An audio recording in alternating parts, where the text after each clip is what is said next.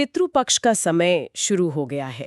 ये वो खास दिन होते हैं जब हम अपने पूर्वजों को, अपने पितरों को याद करते हैं। जी हाँ, उनके प्रति अपना सम्मान, अपनी कृतज्ञता दिखाते हैं। और आज हम इसी पितृपक्ष के बिल्कुल पहले दिन पर बात करने वाले हैं। प्रतिपदा श्राद्ध। हाँ, पहला दिन। हमारे पास इस पर कुछ जानकारी है, एक लेख के अंश है, तो आज कोशिश रहेगी कि इसी के आधार पर समझें कि इस दिन का क्या महत्व है, क्या विधि है। बिल्कुल, हमारा ये विश्लेषण पूरी तरह से इसी स्रोत प्रतिपदा श्राद्ध, विधि और महत्व लेख पर आधारित रहेगा। कोशिश यही है कि इस पहले श्राद्ध की बारीकियां समझें, विधि जानें और जो इसके पीछे का गहरा अर्थ है वो समझें। हाँ, क्योंकि कई सवाल आते हैं मन में, जैसे कि ये प्रतिपदा श्राद्ध आखिर है क्या, क्यों इतना जरूरी माना गया है इसे, और इसे कब, कहाँ, कैसे करना चाहिए। स्रोत क्या कहता है इस बारे में? ये बहुत जरूरी सवाल हैं।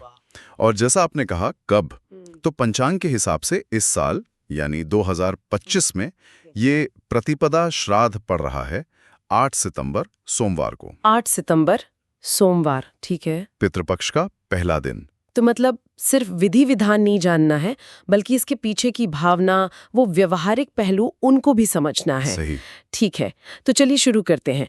सबसे पहला सवाल यही लेते हैं स्रोत के हिसाब से, प्रतिपदा श्राद्ध है क्या? जी, स्रोत ये साफ करता है कि ये श्राद्ध खासतौर पर उन पितरों के लिए है जिनका निधन किसी भी महीने की प्रतिपदा तिथि को हुआ हो। अच्छा, पहली तिथि को? हाँ। शुक्ल पक्ष हो या कृष्ण पक्ष? हाँ, कोई भी पहली तिथि।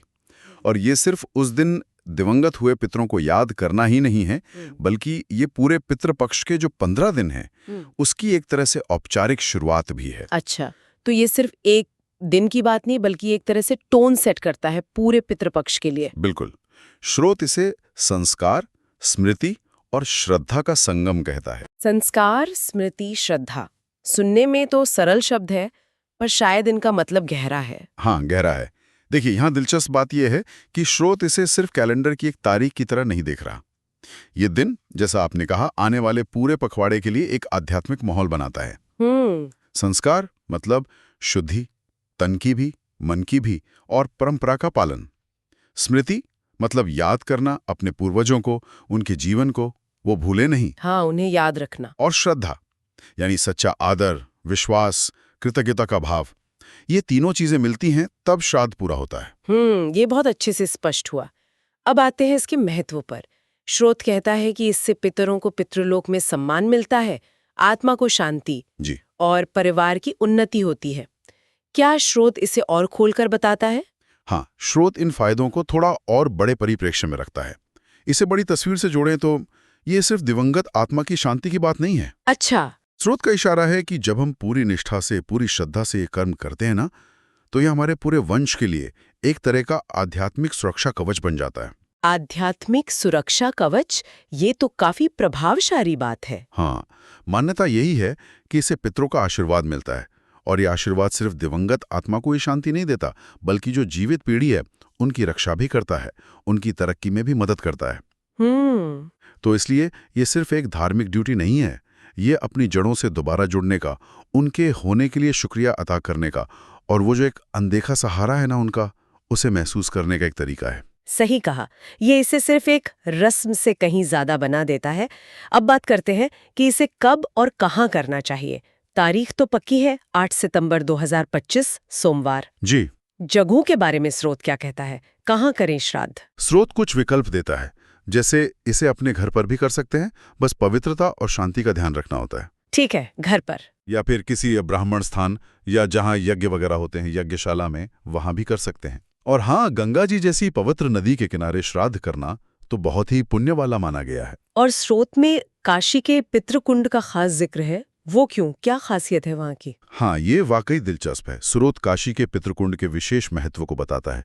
एक पौराणिक मान्यता है जिसका जिक्र स्रोत में भी है कि राजा भागीरथ, हाँ, गंगा जी को लाने वाले, वही, उन्होंने जब गंगा जी को पृथ्वी पर लाने की कठिन तपस्या पूरी की तो अपने पूर्वजों सगर पुत्रों का तर्पण इसी जगह पितृकुंड पर किया था, और उसी से उन्हें मुक्ति मिली थी। अच्छा, तो इसका संबंध सीधा भागीरथ जी और गंगा अवतरण से है। जी हाँ, इस कथा की वजह से पितृकुंड का महत्व बहुत ज्यादा बढ़ जाता है। तो ये ऐतिहासिक और पौराणिक रूप से बहुत महत्वपूर्ण स्थल हुआ। बट ऊपर से श्राद्ध कर्म की ये परंपरा, ये एक अनूठा संगम बन जाता है। वहां की जो ऊर्जा है, जो इतिहास है, वो श्राद्ध कर्मों के लिए बहुत शुभ मानी जाती है। स्रोत के अनुसार ऐसी गहरी आस्था है कि पितृकुंड में किया गया तर्पण और पिंडदान पितरों के लिए मोक्ष का रास्ता खोल सकता है या उन्हें उच्च लोकों तक पहुंचा सकता है। वो जगह अपने आप में एक प्रतीक है। स्पष्ट है कि स्थान का भी अपना महत्व है। अब एक और सवाल, स्रोत ये कैसे बताता है कि ये श्राद्ध किन के लिए है? मतलब क्या सिर्फ प्रतिपदा तिथि वालों के लिए? हाँ, मुख्य रूप से तो उन्हीं के लिए है जिनका देहांत प्रतिपदा तिथि को हुआ था। ये स्रोत साफ कहता है। ठीक है। पर स्रोत एक और बहुत जरूरी बात पर जोर देता है। श्राद्ध करते समय पितरों का नाम और गोत्र। हाँ, गोत्र। हाँ, यानी उनका कुल, वंश, उसे स्पष्ट रूप से श्रद्धा के साथ याद करना चाहिए, बोलना चाहिए। नाम और गोत्र लेना, क्या ये सिर्फ एक फॉर्मेलिटी है या इसका कोई गहरा मतलब है? स्रोत कुछ बताता है इस पर? नहीं, स्रोत इसे सिर्फ फॉर्मेलिटी नहीं मानता। नाम और गोत्र लेने से क्या होता है कि आप उस खास आत्मा के साथ एक सीधा, एक पर्सनल कनेक्शन बनाने की कोशिश कर रहे हैं जिनके लिए ये सब कर रहे हैं। अच्छा। इससे वो कर्म ज्यादा फोकस्ड हो जाता है। ये दिखाता है कि हम किसी अनजान समूह को नहीं, बल्कि अपने परिवार के एक खास सदस्य को याद कर रहे हैं, उन्हें सम्मान दे रहे हैं। हाँ, ये बात समझ में आती है। इससे वो अनुष्ठान ज्यादा अपना सा लगता है। बिल्कुल। चलिए अब आते हैं सबसे व्यवहारिक चीज पर, श्राद्ध की विधि। स्रोत कैसे बताता है कि इसे करना कैसे है? स्टेप बाय स्टेप समझते हैं। जी, स्रोत एक व्यवस्थित तरीका बताता है। सबसे पहले तो सुबह स्नान करके साफ धुले हुए कपड़े पहनने को कहा गया है। ठीक है, शुद्धि। हाँ, ये बाहरी और अंदरूनी दोनों तरह की शुद्धि का प्रतीक है। मन और शरीर को तैयार करना अनुष्ठान के लिए। शुद्धि के बाद अगला कदम, इसके बाद आता है तर्पण। स्रोत कहता है कि हाथ में कुशा लेनी है। वो एक तरह की घास होती है। हाँ, पवित्र घास मानी जाती है। तो कुशा, काले तिल और जल लेकर पितरों का ध्यान करते हुए उन्हें जल चढ़ाना है। इसी क्रिया को तर्पण कहते हैं। कुशा, तिल, जल। क्या स्रोत ये भी बताता है कि यही चीजें क्यों? इनका कोई खास मतलब है? हाँ, स्रोत इनके प्रतीकात्मक महत्व की तरफ इशारा करता है।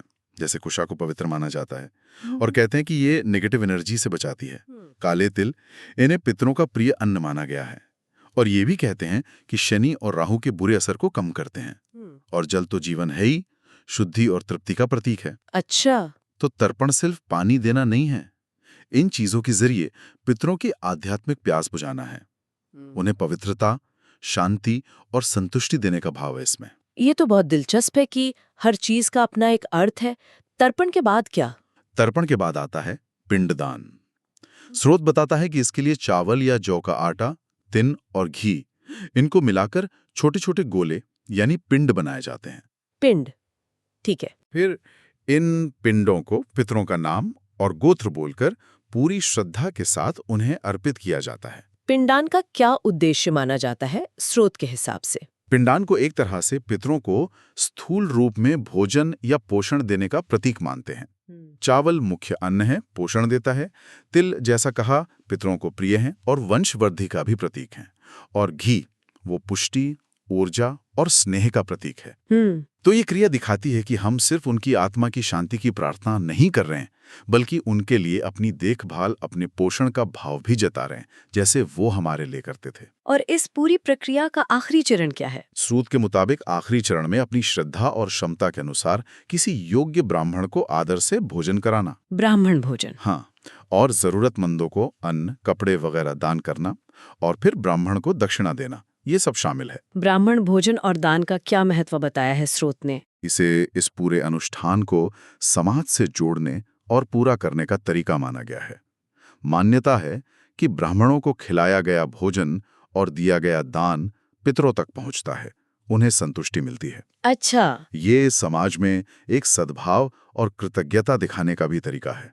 हाँ। लेकिन स्रोत जिस एक बात पर सबसे ज्यादा जोर देता है वो ये है कि ये पूरी प्रक्रिया, हर एक स्टेप सिर्फ मशीन की तरह नहीं करना है। हाँ, ये महत्वपूर्ण है। बिल्कुल, गहरे आभार के साथ, विनम्रता के साथ और सच्ची श्रद्धा के साथ करना है। वो जो भावना है पीछे, वही सबसे जरूरी है। आपने बिल्कुल सही कहा। ये सिर्फ कुछ क्रियाएं नहीं है, स्रोत भी यही भावना बता रहा है। उसमें एक बहुत अच्छी लाइन है, हमारे पितर हमारे अस्तित्व की जड़ें हैं। ये ख्याल ही अपने आप में कितना गहरा है। बहुत गहरा।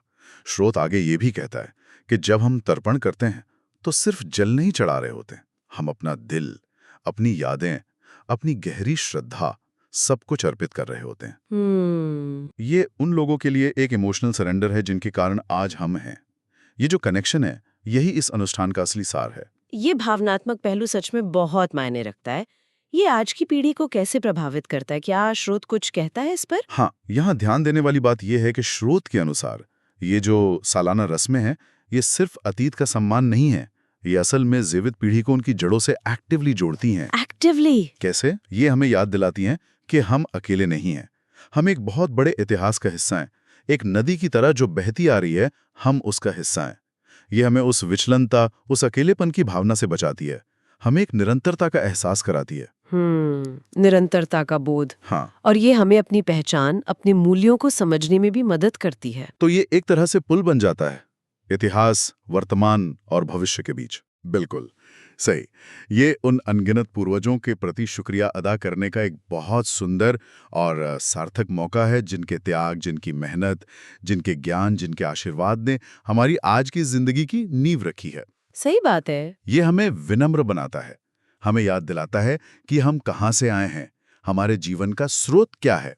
तो ये अनुष्ठान सिर्फ पितरों की शांति के लिए नहीं, हमारे अपने भावनात्मक और आध्यात्मिक विकास के लिए भी उतना ही जरूरी है। हाँ, ये याद दिलाता है कि हमारे कर्तव्य क्या है। बिल्कुल। हमने काशी जैसे पवित्र स्थानों की बात की थी, खासकर पितृकुंड की, और कैसे ये परंपरा की ताकत को दिखाता है।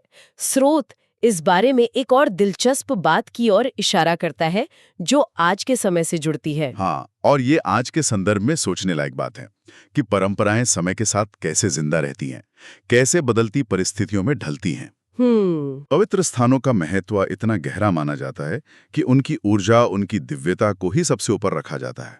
स्रोत में एक सेवा का जिक्र है जिसका प्रचार करना हमारा मकसद बिल्कुल नहीं है, पर वो इस बात का संकेत देता है कि स्थान की पवित्रता और अनुष्ठान करने वाले के सच्चे इरादों को कितना महत्वपूर्ण माना जाता है। अच्छा, क्या संकेत है? स्रोत बताता है कि खास हालात में जब लोग किसी वजह से खुद ऐसे पवित्र स्थानों पर नहीं जा पाते, तभी उनकी तरफ से वहां अनुष्ठान संपन्न कराने के तरीके विकसित हुए हैं। मतलब कोई और उनकी जगह कर सकता है। हाँ, कुछ ऐसी व्यवस्थाएं हैं। ये दिखाता है कि आखिरकार श्रद्धा, स्थान की दिव्यता और अनुष्ठान का उद्देश्य, यही सबसे महत्वपूर्ण है, रास्ता चाहे कोई भी हो। ये परंपरा की जो फ्लेक्सिबिलिटी है और भक्तों की जो आस्था की गहराई है, उसे दिखाता है। ये वाकई दिलचस्प है कि कैसे गहरी आस्था और पुरानी परंपराएं आज की जिंदगी की मुश्किलों के साथ तालमेल बिठाने का रास्ता निकाल लेती हैं। तो इस सारी बातचीत का सार क्या निकलता है? अगर अब मोटी मोटी बातें देखें, प्रतिपदा श्राद्ध पितृपक्ष का पहला अहम दिन है जी। ये खासकर उन पितरों के लिए है जिनका निधन प्रतिपदा तिथि को हुआ था। सही। और इसका जो मूल भाव है वो गहरी श्रद्धा, अपने पूर्वजों को याद करना और उनके आशीर्वाद से परिवार के कल्याण की कामना करना है। आपने बिल्कुल सही निचोड़ निकाला। और श्राद्ध का जो गहरा मतलब है वो सिर्फ एक विधि या रस्म पूरी करना नहीं है। जैसा स्रोत बार बार इशारा कर रहा है, ये अपनी जड़ों को, अपने मूल को सम्मान देना है, उनके प्रति अपनी कृतज्ञता जताना है और अपने वंश की जो आध्यात्मिक कड़ी है उसे बनाए रखने का एक शक्तिशाली और सार्थक तरीका है ये। सही कहा। श्रोत में एक बहुत सुंदर समापन मंत्र भी दिया है, श्राद्धेन पितरः तृप्ता, तृप्ता पितरः प्रियन्ते। इसका अर्थ क्या हुआ? इसका अर्थ है श्राद्ध कर्म से पितर तृप्त होते हैं, संतुष्ट होते हैं और तृप्त हुए पितर प्रसन्न होकर आशीर्वाद देते हैं। बहुत सुंदर। और अंत में प्रार्थना, ओम पितृभ्यः नमः, हर हर महादेव। ये वाकई एक बहुत ही सार्थक और गहरी समझ देने वाला समापन है। जाते जाते श्रोताओं के लिए एक विचार छोड़ना चाहूंगा जो इसी चर्चा से निकला है। हाँ जरूर। आज की इस तेज रफ्तार जिंदगी में, भागदौड़ वाली जिंदगी में, जहां अक्सर हम अपने आज में ही इतने उलझे रहते हैं, तो अपनी जड़ों को, अपने पूर्वजों को याद करने के लिए ये जो सालाना अनुष्ठान है, इनका हमारी अपनी जिंदगी पर क्या मनोवैज्ञानिक असर हो सकता है या सामाजिक असर? सोचने वाली बात है। स्मृति, परंपरा और अनुष्ठान, इनके बीच का ये जो गहरा रिश्ता है, ये हमारे आज को कैसे बनाता है और हमारे आने वाले कल की दिशा को कैसे प्रभावित कर सकता है। शायद इस पर सोचना भी इन परंपराओं को अपनी जिंदगी में सार्थक रूप से जिंदा रखने का एक तरीका हो। Become part of our family today. Subscribe to Varanasi Divine Services and connect with the energy